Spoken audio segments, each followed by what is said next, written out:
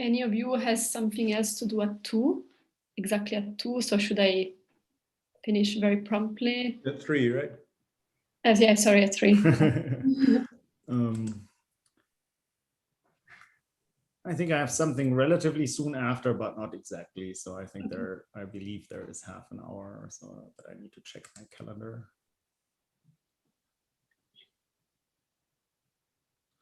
Yeah, no, there's half an hour.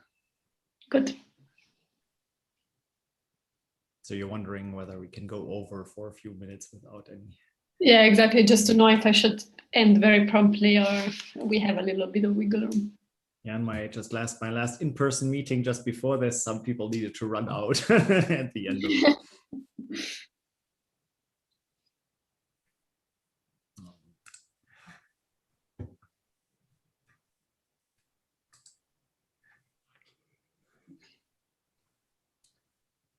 See what other things to switch on or off on my computer, like the Slack and all sorts of other things that will come up with annoying notification sounds. Yeah.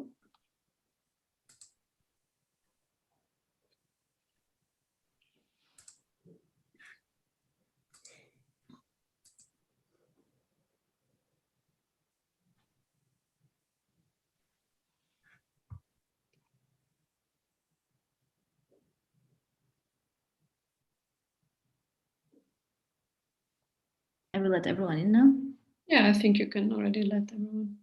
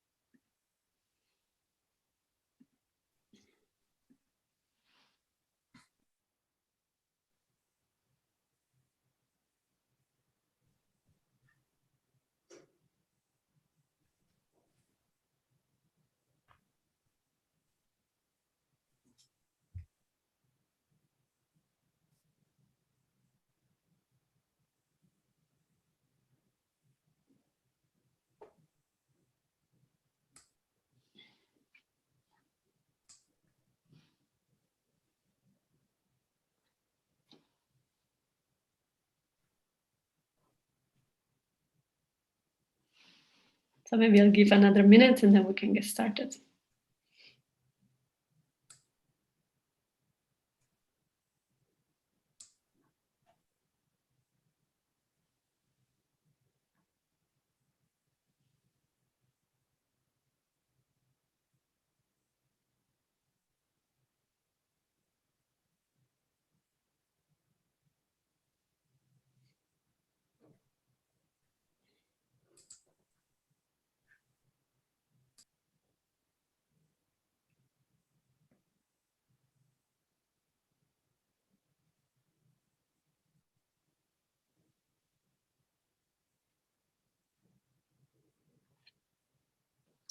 Perfect. So I think we can just get started. Meanwhile, I guess people will keep joining. So welcome everyone to today's edition of the Quantum Future Seminars from the Quantum Center at ETH Zurich. My name is Chiara Decaroli and I'm a PhD student in Jonathan Holmes Group. And today I'm here with our 4 guests, Professors Jonathan Holm, Professors Andreas Wallraff, Cornelius Hempel, and Christopher Eichler. The topic of today is 2 ways to build a quantum computer. So we will have 2 different parts in the event. In the first half, we will actually discuss 2 platforms for quantum computing, the trapped ions qubits and the superconducting qubits. We'll also talk a little bit about the whole field of quantum computing and the paths to scaling up. And in the second half of the event, we will talk about the Quantum Hub. This is a new project that was recently launched, and it's in between ETH, the Quantum Center at ETH, and the PSI, the Paul Scherrer Institute. Cornelius and Christopher will talk a bit about this at the end. At the end of each of the 2 parts, we will have we will open questions to the audience. So feel free to also write your questions during the discussions in the chat.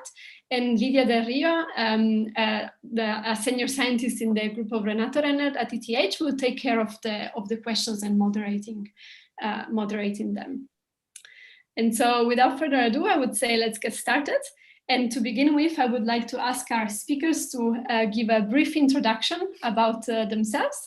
So please mention what's your background in the field, but also when did you get to ETH and what is your role at ETH? So maybe Andreas, you'd like to get us started? Good. Yes, my name is Andreas Wallraff.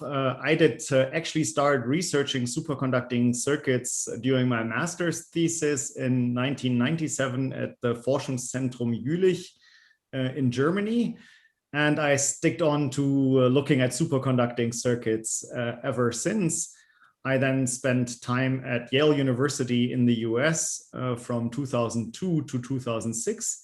And since 2006, I have been a professor at ETH Zurich, first starting as an assistant professor and now being a full professor here. And I lead, together with Christopher Eichler, the lab on superconducting circuits, which is called the Quantum Device Lab at ETH. And I'm also the head of the Quantum Center of ETH Zurich currently.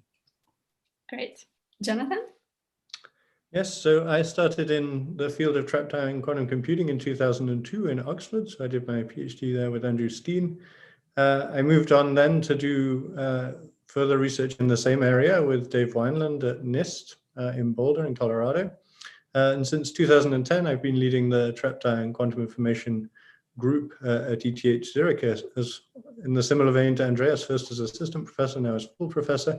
And now I co-lead the group along with Daniel Kienzler, who supplements my research. So. Great, thank you. Cornelius? Yeah, so I started in the field of trapped ions in 2009. So this was for my PhD, where I mainly focused on analog and digital quantum simulations at the University of Innsbruck and the Institute of Quantum Optics and Quantum Information, and that was in the group of Rainer Blatt. And after that period of more quantum simulation, I moved to the University of Sydney, where I switched more towards quantum computing and scaling up these devices as part of a larger international program where actually all of us met regularly and still do. And I came to Switzerland then at the beginning of April. So 1st of April, no joke, is when my first day of work was, but at PSI. So my main affiliation is at PSI, but I work 20% also at ETH for the Quantum Center. Great. And last but not least, Christopher? Yeah, thank you, Chiara. I started working on quantum science with superconducting circuits more than 10 years ago in 2009 when I started my PhD here at ETH in the Quantum Device Lab with Andreas as my PhD advisor back then. At that time, my research was pretty much focused on the study of fundamental quantum optics phenomena in these systems. In 2014, I then moved to Princeton for postdoc and investigated spin and charge degrees of freedoms in hybrid quantum systems. And during that time, I already started to appreciate the superconducting circuit platform and also became more and more interested in quantum computing, both the scientific but also the engineering challenges associated with that. And I also saw this field really taking off.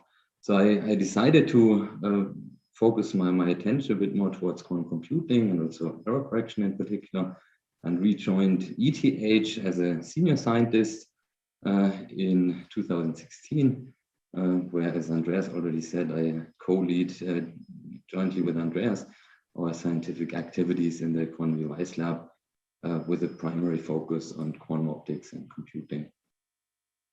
Great, so thank you very much for this introduction. So I would now start the first part of the event. So we will be discussing quantum computing platforms with Jonathan and Andreas. And so I would like to dive right in and ask you two when did the spark for quantum computing started? Was there a specific point in time when you really felt that you're in love with this specific quantum computing platform and this is what you want to do for the rest of your life? Either of you, yeah, feel free. Good, yeah, I could start. So I think during my studies at RWTH Aachen, the subjects that I liked most were actually atomic physics related subjects. And I was really considering to become an atomic physicist or a laser physicist. And that was also during the time when people first started to isolate individual electrons in semiconductor nanostructures. So first experiments on semiconductor nanostructures like quantum dots would be done. And so at my university at the time in Aachen, there was a strong focus on both particle physics and solid state physics. So it was a bit hard to kind of fulfill my love for atomic physics and laser physics, which deepened during a year that I spent at Imperial College in London. And when returning from that, I actually did work for half a year or so in a laser lab on carbon dioxide, carbon monoxide lasers, but figured that it wasn't quite the thing that I was expecting. And so I was really looking from the beginning for a way to investigate quantum physics with solid state circuits, which was really a developing field at the time. And in particular, there were no coherent effects observed in superconducting circuits yet. And so I got into that for my master's thesis, as I'd mentioned previously. And already then, my goal was to try to observe quantum phenomena in these superconducting circuits. And this was also around a time when people were then wondering, okay, could quantum computers really be built? So that was maybe at the end of the 90s, yeah, like first ideas came up for what one should do, proposals were written, and people were fairly not super optimistic how easy that would be. But then the first demonstrations happened. For example, during my PhD time, Yasu Nakamura at NEC demonstrated the first superconducting qubit, which was actually the first solid state qubit in any system. And I think that was then the moment where I said, yes, okay, I will go for building quantum computers with superconducting circuits. So really the stars align at that time in your Exactly. life. What about you, Jonathan? Yeah, so from a personal angle, I have to admit I was kind of interested in doing theory and had an unsuccessful theory project as a master's project, which just left me too isolated. So I was scouting around for experiments, and one of my friends did a master's project with Andrew Steen on quantum error correction and found the ideas cool and somehow conveyed that to me. And at that point, I decided to apply there, along with actually a range of other different atomic and laser optic type things, even going to high power lasers and things like that. So I fell by accident into this field, but somehow I found myself. I always liked the cleanliness of quantum mechanics, the way it was taught, and I think this field really embodies that. Yeah.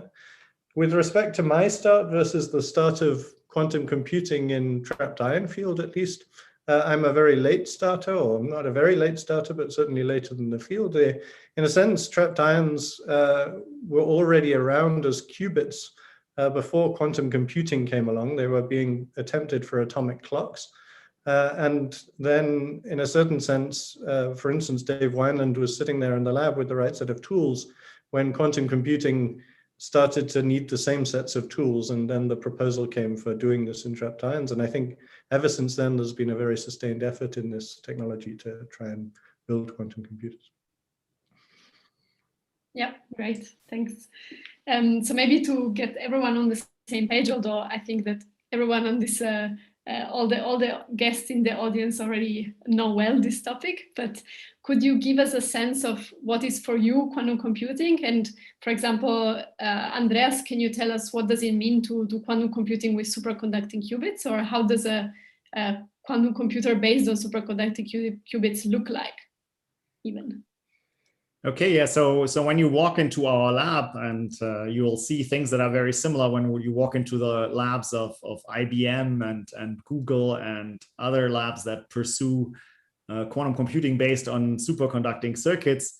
So likely the first thing that you will see is a fairly big cryogenic system that allows us to cool our integrated circuits to a few tens of millikelvins above the absolute zero of temperature. And these circuits are made with integrated circuit technologies in a clean room using lithography technique and depositing materials like aluminum and niobium, for example.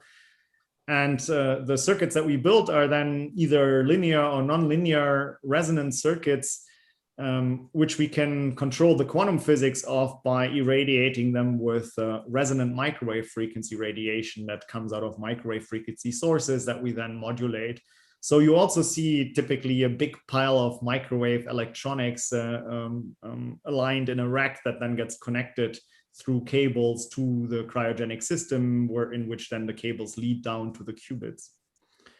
And so what we're trying to do is by designing and actually fabricating these superconducting electronic circuits all at ETH and at the ETH and IBM Zurich clean rooms, we then place these circuits into our dilution refrigerators and control their quantum physics. We could do very basic things like creating superposition states between qubits, but we can also entangle different qubits with each other. And then in quantum computing, what you're trying to do is to create a large set of superconducting electronic circuits, use them as qubits.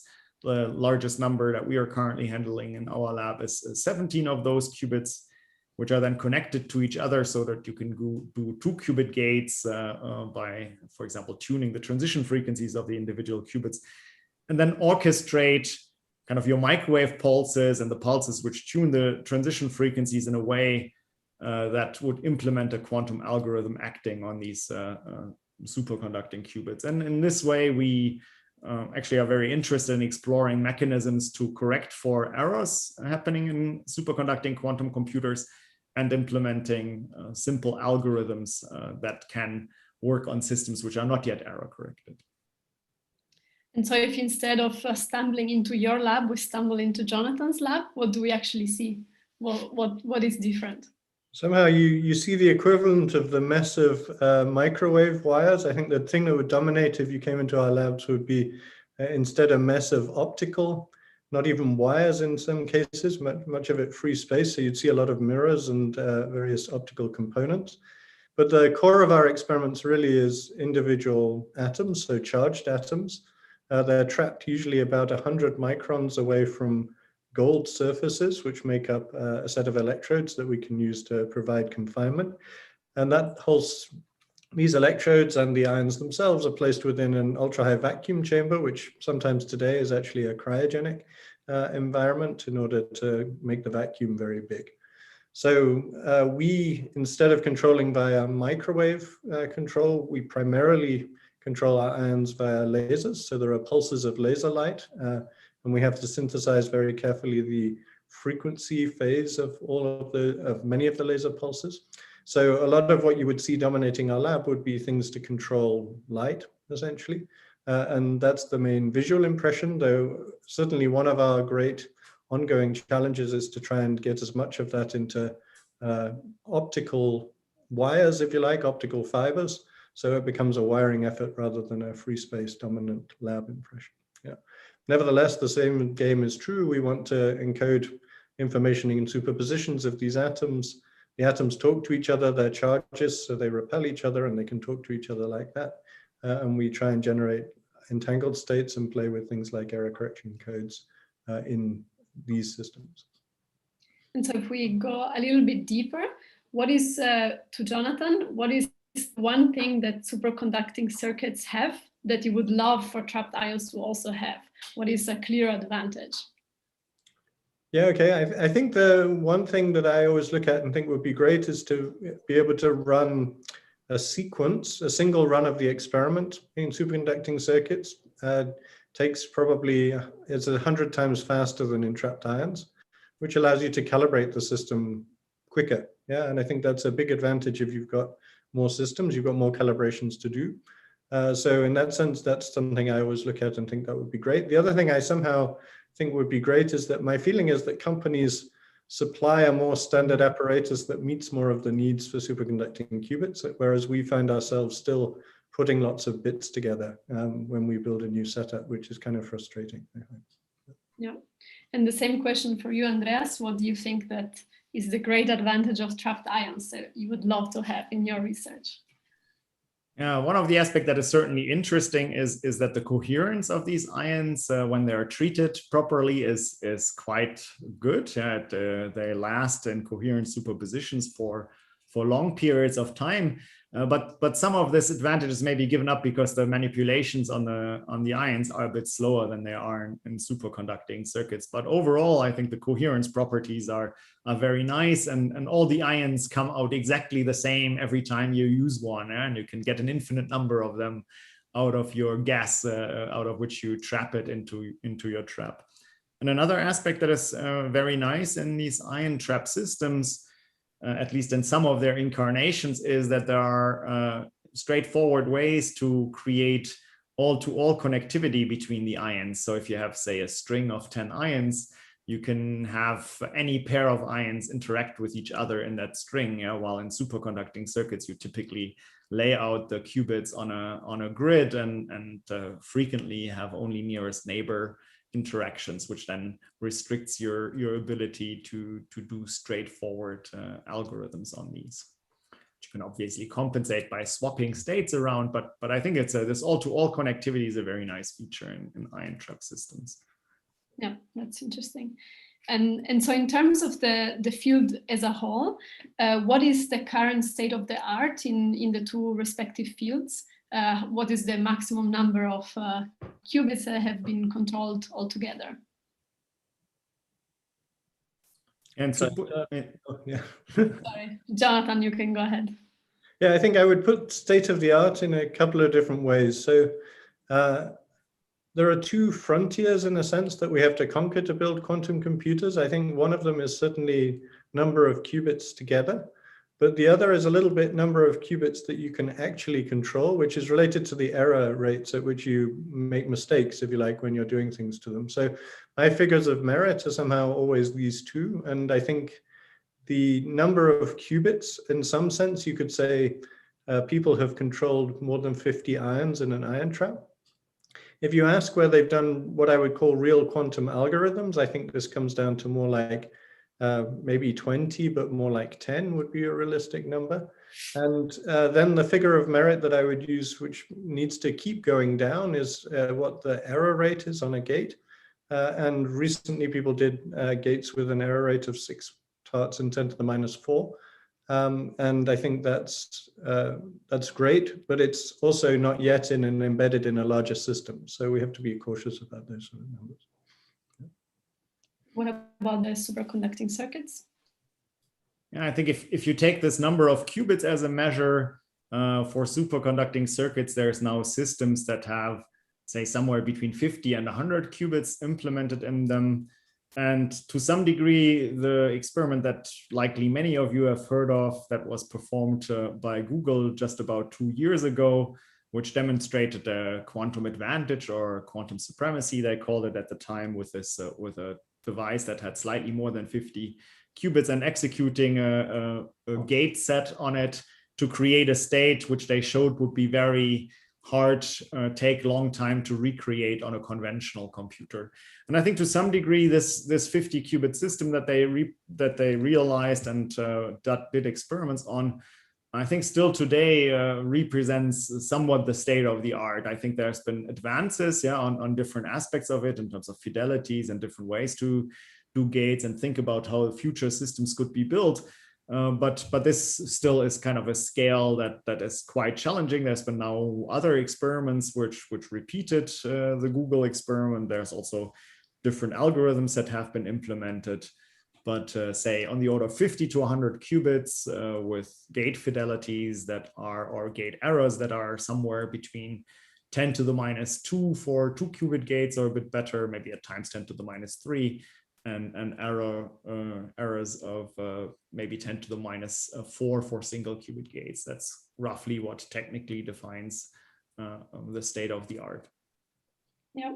And if we look at ways to scale up the two technologies, what do you think are the primary challenges on the path? Jonathan, or Andreas. So for superconducting circuits, I would say one of the ingredients all work very well. Yeah? Individual elements work well, the single qubit gates work well, the 2 qubit gates work well.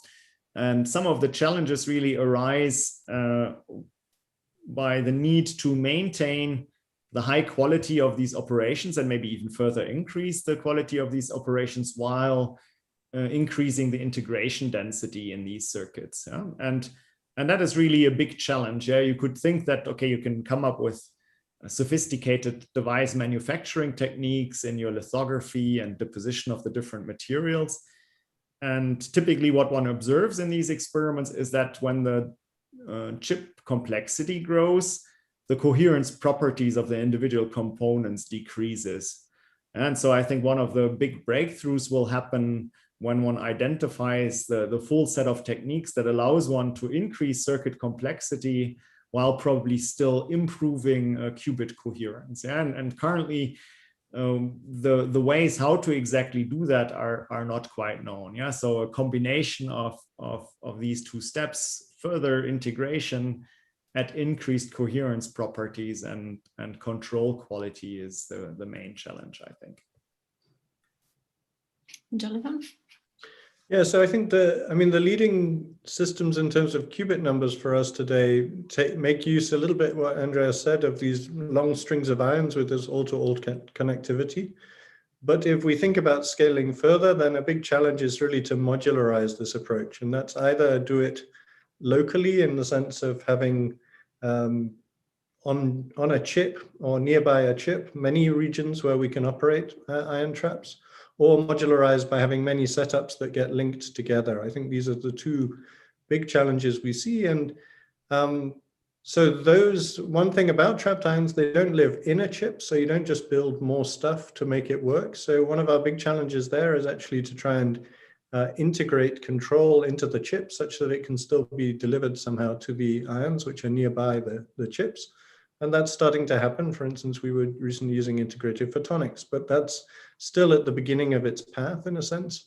And some of these things need to be worked on more. I think the other thing to say is that if you think about real quantum computers, then I think the error rates in any system anyone has today have to be better by at least an order of magnitude in order to realize a quantum computer. So we keep having to beat on that drum, if you like, regardless of what we do in terms of increasing complexity. And so this two-pronged approach is a hard thing to achieve in two directions. And in terms of what you actually focus on in your research groups, can you tell us a little bit about what are the different branches that you're exploring and how do they fit in with the larger quest to build a quantum computer? Andreas? Yeah, so I think one of the experiments that we had quite a bit of progress on throughout the past few years is a project on realizing quantum error detection and then also quantum error correction in superconducting circuits. And this is focused on implementing techniques that would allow you to encode quantum information in one of these circuits in a way that you can detect errors and then eventually correct for them. And what this requires is a setup that allows you to perform measurements on your superconducting qubits, which allow you to identify whether an error has occurred, but don't uncover the quantum state that is encoded in these qubits. And our lab actually had made quite a bit of progress on doing these measurements very efficiently at short times with high fidelities. And in quantum error correction, you have to actually interleave all the time qubit control pulses with measurements of individual qubits. And this is something that we had decided to develop some time ago. And And it actually gave us an advantage in being a bit ahead of everyone else and realizing the first quantum error detection experiment in one of the encodings, the so-called surface code for quantum error correction. And this is something that we keep on following up on by thinking how we could move from quantum error detection to quantum error correction in a distance 3 surface code. So that's one of the directions that I'm excited about. And obviously we also have other ones. So another one that I really like a lot is our efforts to try to connect superconducting qubits that are housed in different cryostats to each other. And this allows you to first do maybe interesting kind of fundamental physics experiments. So you could do non-local quantum physics experiments with superconducting circuits, but it also provides a path that you could think of when once a single superconducting circuit quantum computer outgrows its single cryostat, you could think of connecting cryostats to each other to build bigger systems, a little bit like in a computer center where you've connected many individual computing units through networks to each other. So that's just 2 examples. I think there's also many other research directions that we follow in our lab. Great. And what about Jonathan in your group? Yeah, so I think I addressed it in the previous question. Part of it is a little bit exploring new approaches to trying to implement control technologies. And there's 2 sides to that. I mean, one, it sounds very technological, but actually my view of somehow the evolution of experimental physics, if you like, is that new technologies come on hand. You grab them and you start to play with them, and it gives you new ideas for physics to do. Yeah, so indeed, in the last few years, the photonics was a good example. Finally, we're in a position to put standing waves on top of our ions, which we couldn't do in a phase stable way before. And I think there's new physical control mechanisms to explore in that way. I think the other thing to say about quantum computing is that, in a sense, quantum computing is also quantum physics on its own. It's learning how to measure quantum systems, learning how to manipulate quantum systems. And there are some nice examples that maybe go in a different direction. We've for many years been playing around with just measurement and control of oscillators, because we use oscillators for our quantum gates. But actually out of that, a quantum error correction code appeared, and we were able to show error correction in the last year using that. And that was a surprise. I don't think we ever expected to pick up on that through that direction. We always worked with qubits in the electrons of ions, but it's nice, if you like, that you can be surprised and you can see opportunities. And I think those provide new ways of encoding that might be useful in the future as they mature. Let's see how it goes. So somehow I like playing with quantum physics. I do think the technology is a nice stimulus to provoke us to play with quantum physics in new ways. Yeah, great. And so if we step for a moment away from the trapped ions and the superconducting circuits, there's actually a lot of other platforms for quantum computing. Is there any specific one that you think is particularly promising?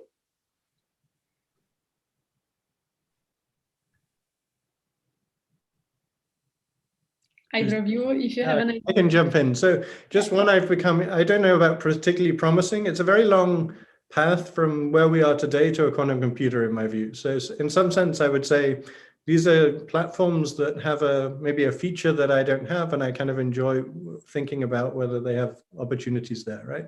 So one that's popped up in the last few years near to my field is the use of neutral atoms in optical tweezers, where they can excite them into Rydberg states and get nice interactions between the atoms. And one nice example there of, again, technologies coming online, spatial light modulators essentially allow you to pattern arbitrary arrays of optical tweezer sites. And so they've got these nice systems where they can arrange sort of 200 atoms or so in a lattice that they design and look at the sort of correlations in that system, which ultimately has some play into quantum computing, though they treat it more as a quantum simulator today, in a sense. So I find that a very intriguing platform. I now start to think about building such a setup. Yeah, that's one that caught my eye, if you like. Yeah. I certainly think that this the project Jonathan just described is an exciting one. There have been recent new developments in that direction that show the promise. In the solid state domain, there's also semiconductor quantum dot-based systems where you use the charge and spin degree of individual electrons to encode quantum information. And that field also has made significant progress. And I think it also has quite a bit of contact points to realizing quantum computers with superconducting circuits, as it also requires integrated circuit technology. It requires low temperatures because the energy scales are frequently very similar. And so there's really quite a bit of contact between the two domains, yeah, and one could see maybe how they complement each other.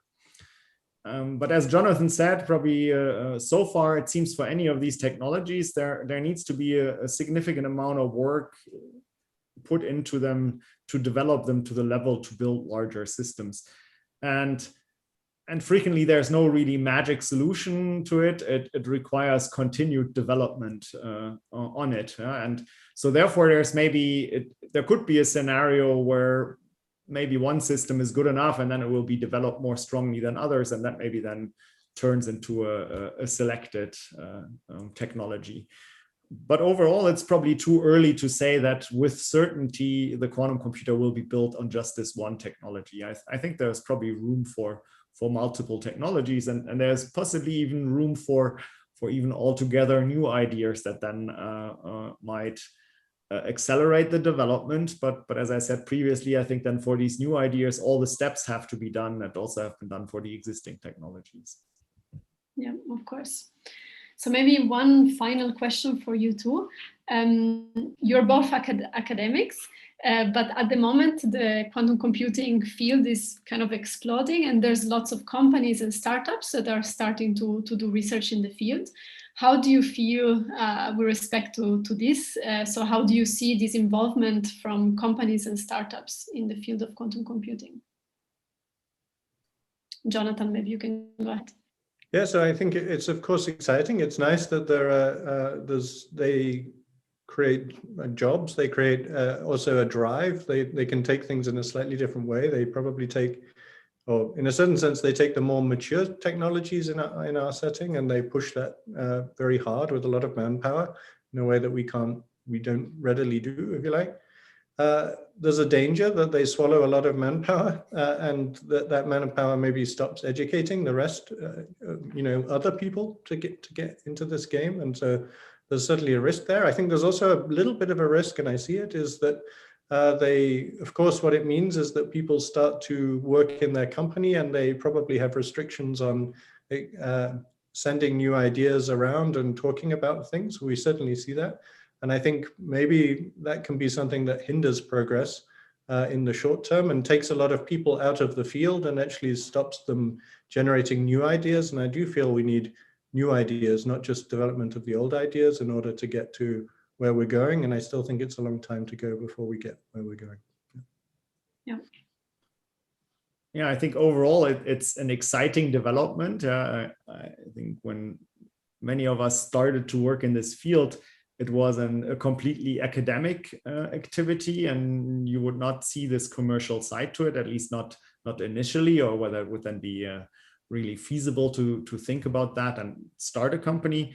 But now there's many more opportunities for probably a much larger number of people to work in this area than there would have been if there was only academia or academic research on it.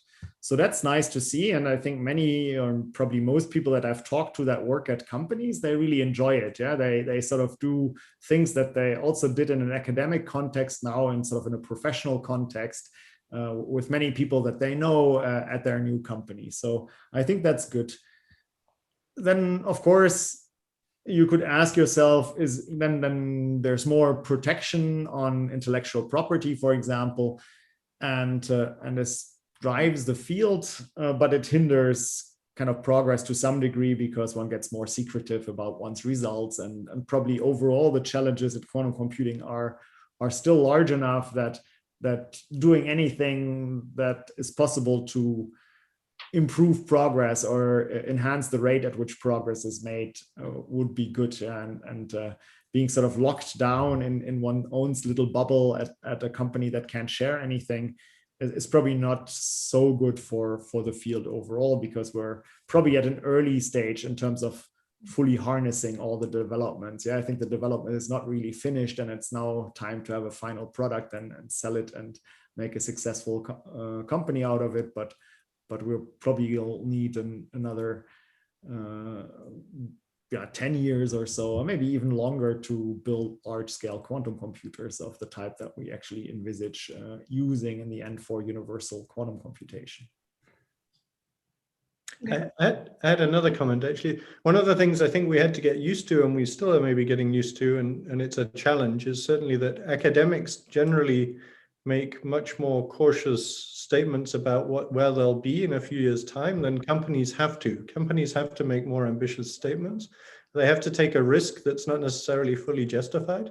And we, of course, have to accommodate that with the fact that both academics and companies are working at the front end of the field. And sometimes I think that's something that takes a bit of getting used to, certainly.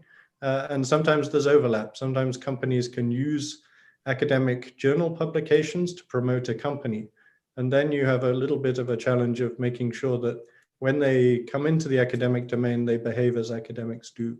Yeah, and I think this is something that we all have to handle, and it certainly is something that creates challenges for us all. Yeah. One thing that I would comment on this topic is that I feel that it's a little bit an advantage of startup and companies where someone starts working there and works there very long term. So they actually see through many projects. Whereas in the academic world, you would have PhD students that come in, work a little bit on something, then they leave, and then the transfer of knowledge and the way that the project get developed is very different. So this is maybe the one thing that I see that will be advantages for the startups and companies. Great. Yeah, sorry, you guys want to add something? No, I would agree with that statement. I think, with a startup, of course, it predicates on the fact that the startup remains a startup over the next 5 years. Yeah. Great. So I would now open the floor for a couple of questions from the audience, if there is any. So Lydia can pick up on some. Yes, so we have a question. We have a question on Zoom. So it's similar to the last question, but it's now at a technical level on the lab. So how's the work done in the lab at an academic institution like yours differ from the work done in the lab at places like Google, IBM, or Honeywell? So now I know that Jonathan already said that they work more with established technologies while you can go more into foundations, but can you explore a little bit this? Yeah, I mean, what you see is the difference is that if you came to my lab, you would probably find that in any one team working on an experiment, which usually means one vacuum system or one cryostat, you'd probably find a few people working on that system. And I have many teams, all working on their individual systems, and we try to make the technologies as common as possible, so there's as many synergies to make sure that but ultimately everybody needs to get results, and probably they think scientific results out of that apparatus, right? And if you went to Honeywell, you would, when I've been there, you get shown one apparatus where you can see that there's a whole team, which is maybe 30 people ultimately working on that apparatus. And it's a big company. They can leverage microfabrication within the company, which is at a foundry in some completely different part of the USA, right? So in that sense, then you can bring bigger resources to bear in a single area because people aren't relying on getting a paper out at the end where they've shown some advance of their own. Yeah, so that's a very different structure which the company operates on, which we don't operate on, if you like, partly because we have to educate and people have to show that they got educated and that they gained the scientific knowledge from this experience. Andreas, would you like to add something? Yeah, probably. I would think in an academic lab, I would think you probably tend to be a bit more exploratory. You have maybe overall you have shorter duration projects. It's something that Chiara mentioned that you also have to manage. So to manage really long-term projects is kind of a challenge in a typical academic lab, and that maybe makes a good connection to the next part of this discussion. Where you can see whether activities at research centers, how they could kind of complement a space that is sort of somewhere in between academic research and industry or startup research. And so something that you could do at a big company like Intel or Google or IBM is, for example, to have a large team of maybe, I don't know, 50 people in a clean room trying very specific things on development processes. And this is clearly not possible in an academic setting. And one has to kind of look at one's strengths in comparison to industrial efforts, for example, or startup efforts. And I certainly see that there's sort of probably strengths and weaknesses in these academic settings. So continuity is like one of the lack of continuity is one of the weaknesses that Chiara had mentioned. It's certainly a challenge that we have to address. But we always get new and young and motivated students with new ideas from different fields, bringing in new things to try, and that we could really harness on and see where we get with it. Actually, I had another comment on that. Like both of the styles of academia that we're working with are small group academia. Yeah, so there is a whole train of academia which is done in a very big project way. You can see it in particle physics, but it's a completely different model to what we're used to. So we have to bear in mind that when we talk about academia, we're talking about a very specific type of academia at the moment. Do we have any more questions, Lydia? We do, yes. So someone asks for Jonathan, how many qubits in trapped ion quantum computers can we get via integrated optics technology?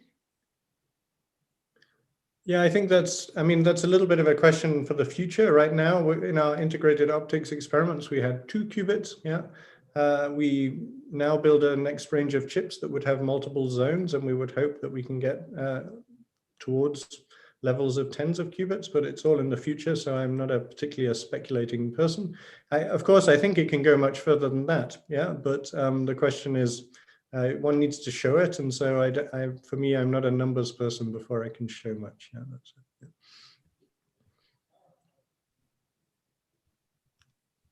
Yeah. One maybe for Andreas this time. Someone is asking about how close you are to having good quantum error correction in the lab.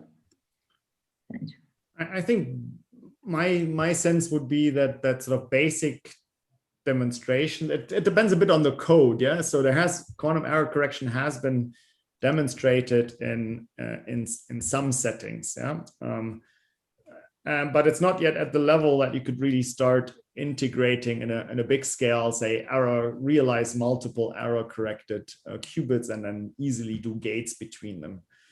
And I think there's continuous progress. There was maybe a couple of years in between where the focus was more on trying to use the number of qubits that were available, say the 50 that we've talked about, and implement kind of algorithms that would try to work without error correction.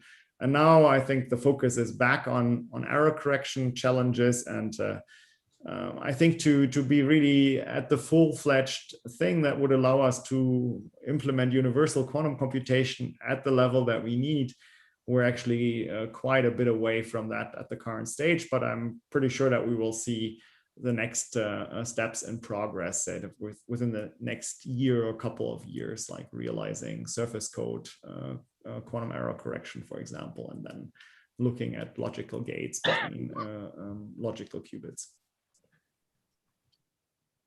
So maybe we can take one last quick question and then move on to the next part. Yes, I think most of the questions are for the second part, the ones that I can see at the moment. So perfect. We can move on. So we can move on.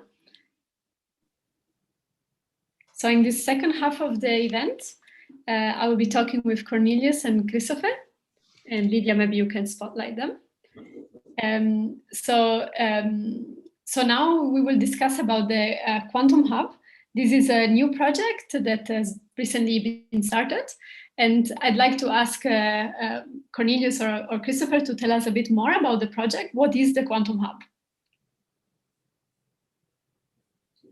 So do you want to take it? Yeah, I could. Okay.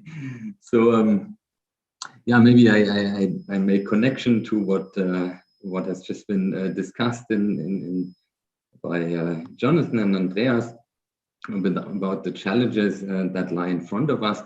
So in order to really master the the technical and also scientific challenges of building a fully error-corrected quantum computer. This really requires a very long-term effort, and we are just at the start of this very exciting journey. And so a crucial requirement is thus continuity in both the technical but also the academic developments, and that to some extent entails well, the ability to develop, but also to keep and maintain know-how, technical expertise, and most importantly, also talent. Yeah, and in a typical university setting, which is also true for ETH, the organizational structure and also the way how goals are set and how success is measured is focused on educating and training of talents, but not so much on keeping them. Yeah? So PhD students, postdocs, they typically stay for a couple of years before then moving on. And I think here the PSI setting is very interesting because both its organizational structure, but also its focus and strong expertise in realizing and maintaining large-scale research facilities offers opportunities to provide more continuity, and that both on the staff level, but also on keeping expertise. And I think PSI then also offers nice opportunities to strengthen the teams with skilled professionals. Yeah, for example, with people having background in software development, electronics development, device fabrication, and yeah, also bring in people with an industry background which do not necessarily strive for a career in academia. Yeah. Maybe just to connect to that, and also to something that Jonathan has said before, that when talking about academic proceedings, academic groups, there are two different styles. Maybe the two extremes are the smaller group, where you have maybe multiple small experiments with a few PhD students, a postdoc.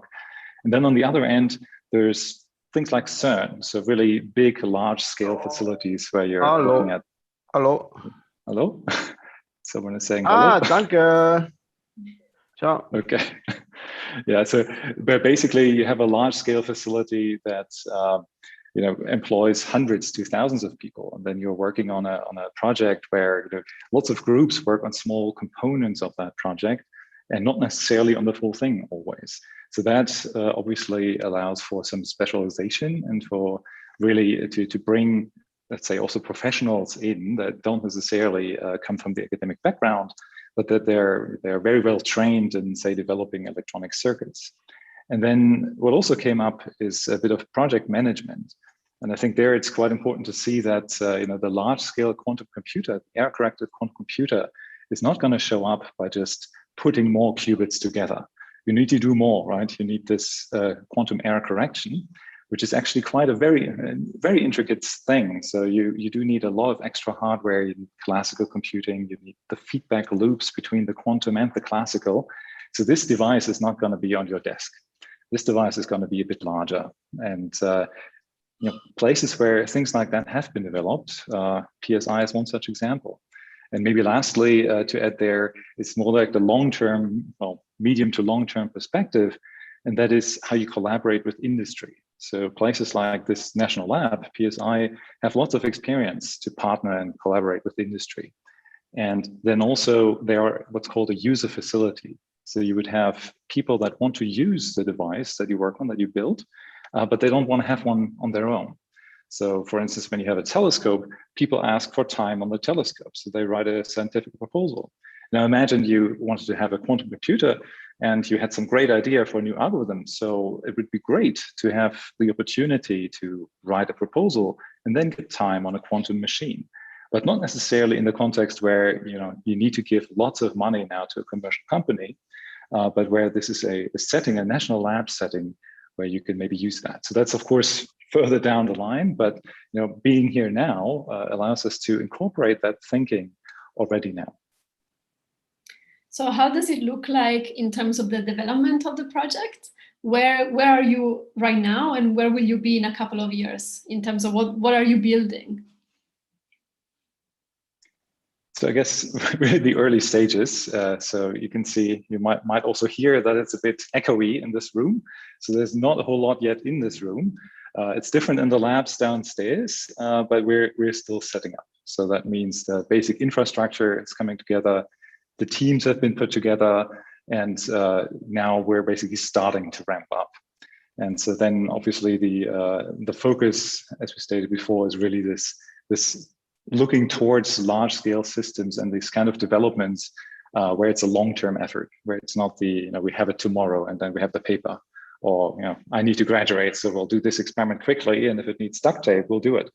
This is here, the idea is different, right? That we really ensure that we do everything in a very well controlled way, where it's designed to support this long-term effort. And so planning and production is already happening of those various devices. So for the trapped ion systems, we have one that's in the clean room right now, and components are arriving. And so that's in the trapped ion part. And I think Christopher can certainly tell us there's more downstairs. Yeah, exactly. We've now in this very fortunate situation that we have this newly renovated, very nice lab space, and we've just recently received 2 of our first cryostats, and are about to set those up and then hopefully do first experiments soon. But yeah, as Cornelius just said, it's still at the very beginning. And of course, you guys are, I understand that superconducting qubits are downstairs and the trapped ions upstairs, or your labs are really close to each other. So what are the different synergies that you will be exploring between the 2 technologies? Mm-hmm. Yeah. Yeah, I think having these 2 complementary systems side by side offers interesting opportunities. I think, first of all, it can stimulate scientific exchange on conceptual questions and challenges, which are common to both platforms. For example, when it comes to quantum error correction and performing gates and designing algorithms, I think there's lots of conceptual questions, and which are independent of the platform. And being, let's say, more exposed to developments going on in other platforms, I think can be very stimulating, and also for maybe thinking a little bit more outside the box and getting new ideas. So that's one thing. Then I think there's also obvious ways how to collaborate and work together on a more technical level. Cornelius already pointed out the need for control electronics and also real-time signal processing, which in both trapped ion but also superconducting circuit experiments is often realized using FPGA technology. Then on a more, let's say, organizational or administrative level, I think there's also possibilities to work together on applying joint projects and doing joint IP management. Yeah, and I think it's also actually a very exciting opportunity to have both technologies here in one place, because they both have their individual benefits and drawbacks, right? We have heard this before when you asked Jonathan and Andreas what are their favorite features of the other system. And so there are differences between them. And very often, this briefly came up as well, is when you look at these algorithms where we're trying to use the qubits that we have today without the error correction, and you want to see, how can this algorithm, just as a proof of principle, perform? Then you'll see, depending on what algorithm or what problem you're looking at, one architecture might be more suited to it than the other. So now having both in here allows us basically to have the best of both worlds. And then when we collaborate also externally, colleagues with other people that have ideas, they can come in and we can just mix and match, if you will.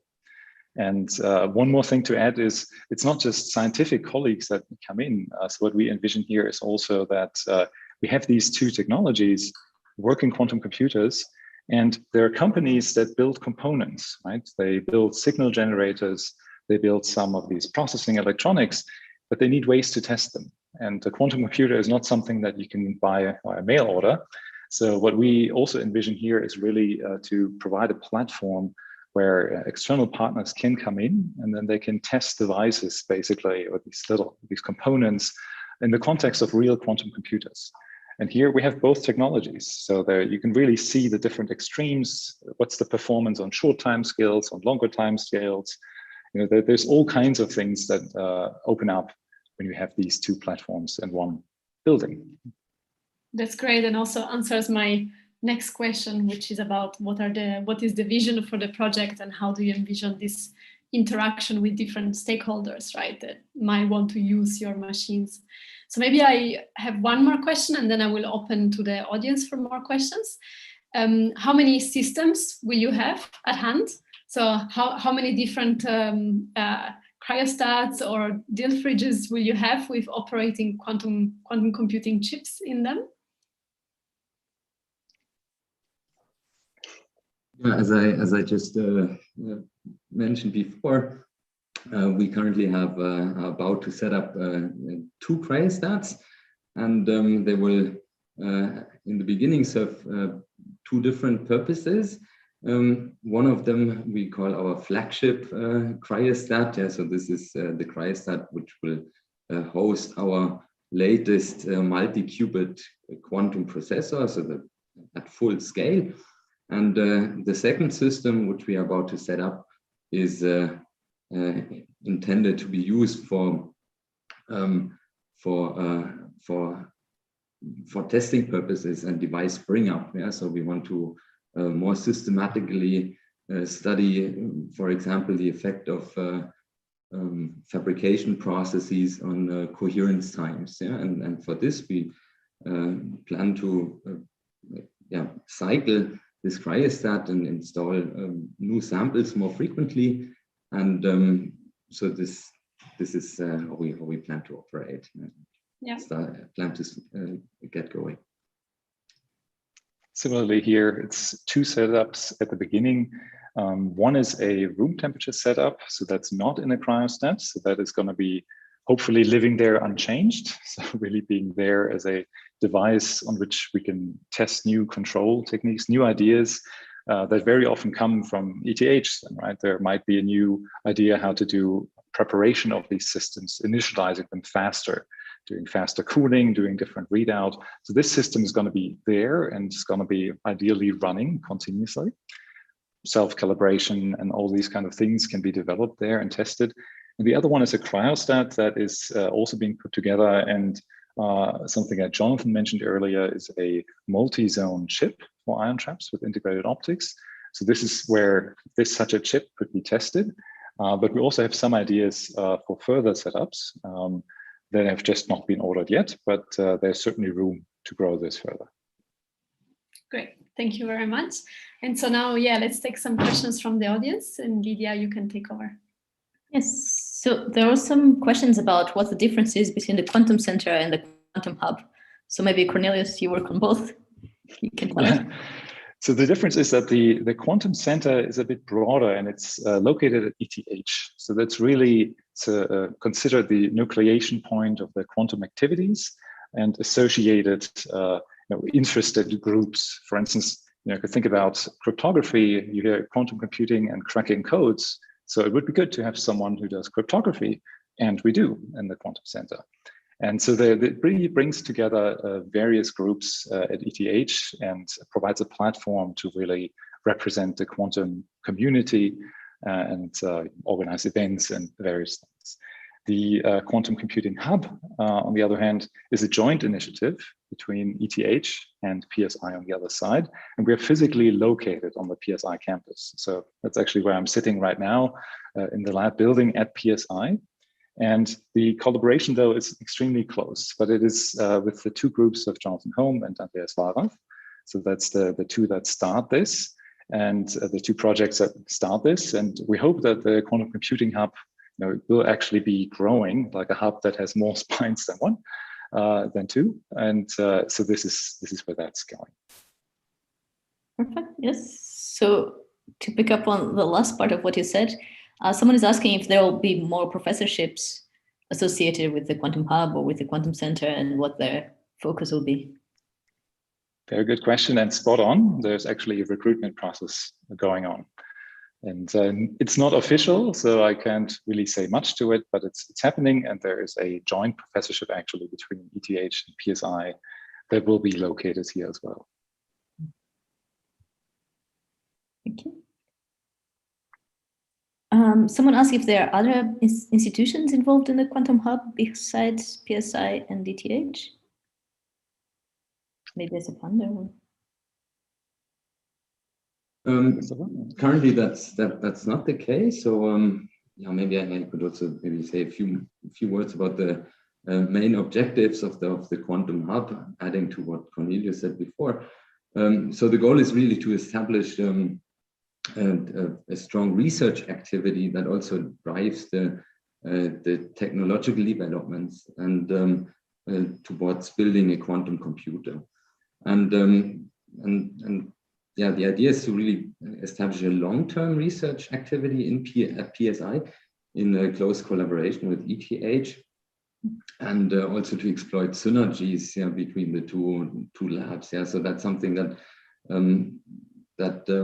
is one of our goals, is to not duplicate work, but try to synergize the activities at ETH, in the labs at ETH, with the activities at PSI, the Quantum Hub, and address complementary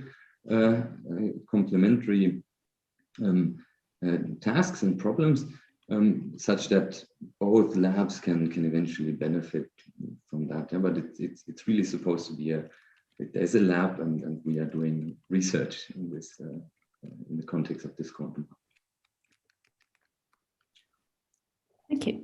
So there were more questions, but they were a bit more not focused on the Quantum Computing Hub, but a bit more general, or a bit more focused, but with a focus. So maybe I'll bring back Andreas and Jonathan to the spotlight.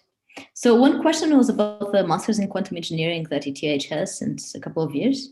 And the question was for people who have labs, whether this increase like the quality of students or just access to trained students, if you see any difference in this. I know that you already received many good students from, for example, the physics masters before. So maybe for Jonathan or Andreas. Yeah, I could comment on that. I think it's been a great success. What I see is a large number of excellent students coming through the quantum engineering master's program. It's been also nice to see the links to training in engineering, which somehow becomes part of doing the research. It is, after all, computation, and computers have a lot of technology inside them. And this bridging of the two technologies, it's been really nice to see a group of students come in who not only seem very talented, but also are engaging fully with both the engineering and the physics aspects of quantum technologies as they are, in a more broad sense than quantum computing, if you like. But for us, that's certainly, we're seeing that we're reaping the benefits of that in our quantum computing activities. I do think one of the aspects that I believe we see is that now within the quantum engineering masters, there's really students coming together in that master's program who specifically focus on quantum technologies and the relevant engineering aspects in those. And that builds a very strong community among the students. And say in the physics master's program, there's obviously also many students who are interested in quantum science and technology. But then the physics master program is much more diverse in the different directions, and it has all the other physics areas that are represented at ETH. And I would say that certainly the overall number of students interested in quantum technologies through the quantum engineering masters has increased. There's also now, I think, more students from the engineering disciplines who take the step into this direction, which I think is important for these continued developments, also for the developments at PSI and the developments within startups and companies. So I think it's very positive. And as far as I can tell, the students enjoy themselves and their program in this quantum engineering master's program at ETH a lot. Yeah, I guess the second comment would be that like we're very much doing research at one level, and diversity of ideas is always extremely valuable in that. Yeah, and the bridge to engineering provides people who think in a different way and educates people to think in a different way. This is extremely valuable, I think, going forward for innovation generally. So that we certainly are benefiting from that. We have one more question about, so around the world, we see many governments that are supporting quantum computing specifically. Is there such a thing government-wide in Switzerland that you see or that is in the horizon? Yeah, so Switzerland has a very strong national initiative on quantum science and technology, the NCCR QCIT, that's been supported for more than 10 years now. There's also an NCCR in spin technologies. Currently, there are activities to see whether how the government could support quantum technologies better. And this has also been looked at now in this context that currently, as maybe many of you have read or seen, Switzerland is not being able to be part in the Horizon Europe research program.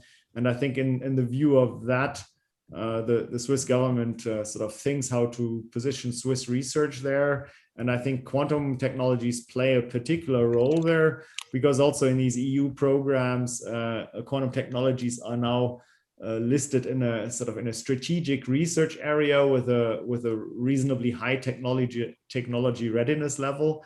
And so that might also be a challenge for non-EU member states. And so in this context, I think in Switzerland, and with the support of many of the presidents of the universities and the ETH schools, there are activities now to strengthen research in quantum and other areas. Thank you. Maybe we can take a final question, Lydia. Yeah, in fact, there's one more question. So it picks up on something that Jonathan said about how in industry, researchers can stay for a long time, and therefore this leads to different kind of experiments you can run and so on. And the question is whether there's enough space in academia to retain quantum researchers, because many PhDs choose industry because they don't feel like there's much space at the top, and there's not many stable positions for people who are not professors. And you said that the Quantum Hub is doing something in this direction. Is there anything else, ETH-wide, for example, or elsewhere that you see that are good models?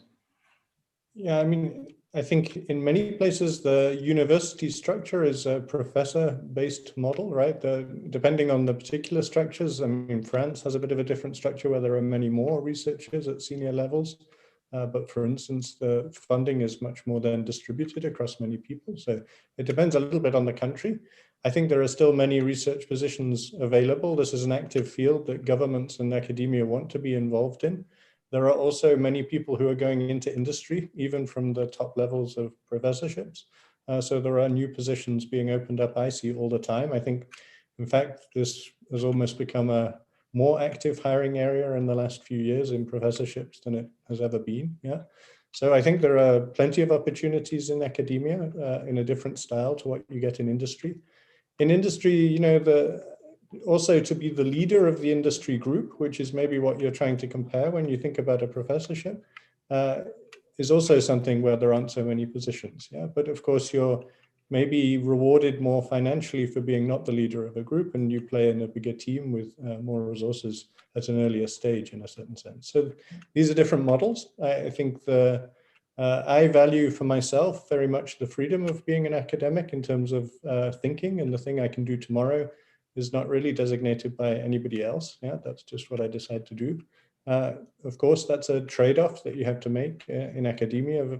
There's a higher risk to that usually, versus being in industry where there's a lower risk, but maybe you're more prescribed in what you can choose to do in your path, sort of thing. So these are the trade-offs we have to make in life. I think, yeah, we have to find our way, all of us. I would believe overall in quantum science and technology, there's just more opportunities than ever before, both in academia and industry and in startups. Yeah, and there's sort of the industrial and the startup end 10 years ago was largely non-existent, yeah, and now it's there and has lots of jobs to offer. And I think because the interest in the research area is still growing, I do think that while maybe the overall chances of ending up in a faculty positions are always sort of small overall, relatively to other areas, I think the opportunities now in quantum technology related fields are better than say in other less strongly growing fields. So I think there is room, but it's focused, and obviously it's very competitive, as Jonathan said, in these type of academic leadership positions. Maybe I can briefly add to that at national labs, you also have the role of staff scientists. So they're not necessarily group leaders, there are group leaders here as well, but then there are staff scientists that really is a long-term position doing research at a national laboratory. So as more of those central federal research institutions join these efforts and have efforts in quantum computing or quantum technology in more general, then there are also new roles that can be filled there. Okay, with that, I think we can wrap up. So I'd like to thank all the speakers for being available for this nice discussion. And I thank you all for participating and for providing interesting questions. Thank you, Lydia, for moderating the questions. So we hope we can see you at the next Quantum Future seminar. Thank you. Have a nice rest of the day. Thank you. Thank you very much. Bye, everyone.